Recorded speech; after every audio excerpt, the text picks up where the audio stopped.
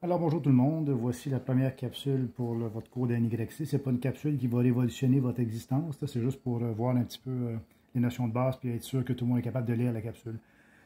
Capsule N1, alors 2 pages seulement. Pour commencer, je vous dis soit la matrice A, 3 par 2 suivante, une matrice, lettre majuscule pour l'indiquer, les dimensions 3 par 2 qui sont ici.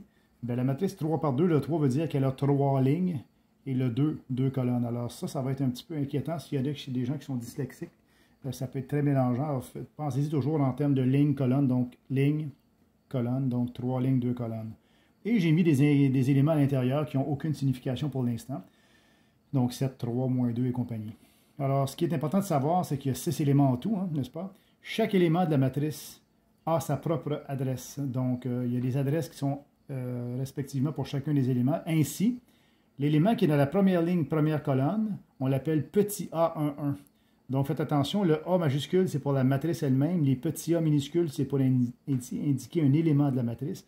Première ligne, première colonne. Donc, l'élément en première ligne, première colonne, c'est le 7. Et ainsi de suite. A12, petit a minuscule 1, 2. Quel est l'élément en première ligne, deuxième colonne? Ben, c'est 3. Et on peut faire le tour comme ça jusqu'à la fin. Le dernier élément, qui est en position 3, 2. Donc, petit a 3, 2 est égal à ln de 3. Mon personnage historique préféré qui va apparaître de temps en temps.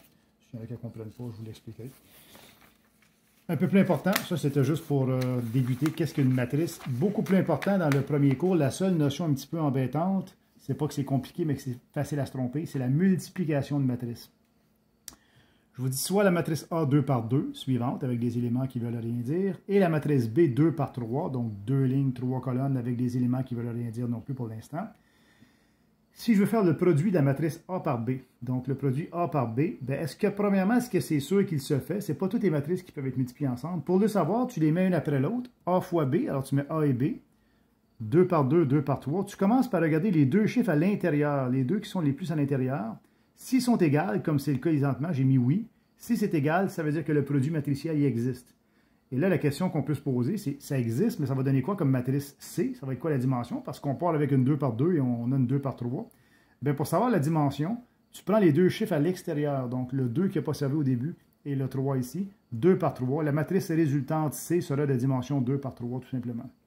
Donc, vous savez que le produit existe, vous savez ça donne quoi comme matrice. Maintenant, il faut l'effectuer, il faut savoir quels sont les éléments qui vont être dans la matrice. Ça, c'est un peu plus complexe à montrer sans un tableau, mais je vais essayer de vous montrer ça. Si tu veux faire A fois B, tu vas vérifier pour commencer que ça se fait. Tu mets A et B, un à côté de l'autre. Et là, tu commences par faire ta matrice C qui est 2 par 3. Alors, j'ai mis 2 lignes, 3 colonnes et j'ai mis 6 petits tirets, les petits tirets en dessous pour indiquer que ça va se passer là. Le premier élément en haut ici, qui est la première ligne, première colonne, on l'appelle petit C11. Il est en première ligne, première colonne. Donc, tu vas prendre la première ligne de la matrice 1 et la première colonne de la matrice 2 seulement. Ligne, colonne, et tu fais des produits 4 fois 3 plus 1 fois 1. Je l'ai marqué ici. C1, ça va être 4 fois 3 plus 1 fois 1 qui fait 13. Voilà. Et on répète ça 6 fois. L'élément qui est ici, qui est 12, mais vous ne savez pas déjà que c'est 12, là, il est en première ligne, deuxième colonne, n'est-ce pas? Première ligne, deuxième colonne. Donc 4 fois 2, 8, 1 fois 4, 4, 8 et 4, 12. Ça donne 12. Je suis content, ça arrive. Et ainsi de suite. Cet élément-là qui est en première ligne, troisième colonne. Première ligne, troisième colonne. 4 fois 0, c'est le fun. J'ai mis un 0. Je t'ai tenu de calculer. 0, 1 fois 2, 2, ça donne 2. Et j'ai fait ça ici. Le dernier élément qui va être ici en bas, c'est en deuxième ligne, troisième colonne. Donc, C2, 3.